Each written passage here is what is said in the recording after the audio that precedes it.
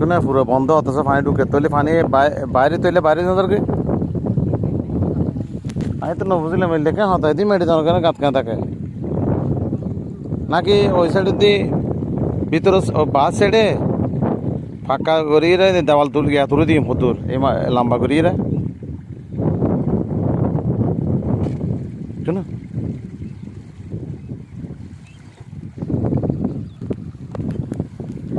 পানি কমে গিয়ে তো পানি ফুড দোকান বেশি জরুরি এখন।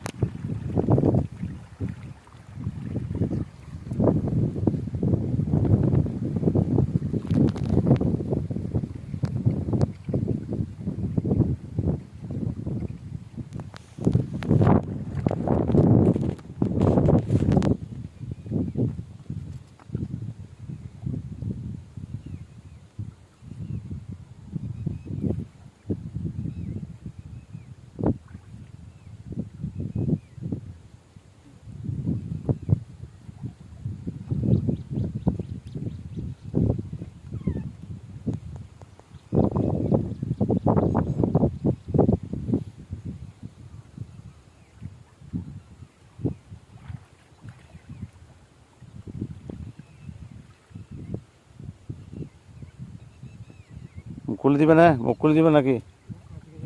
হ্যাঁ মাছ যাবে বুঝি।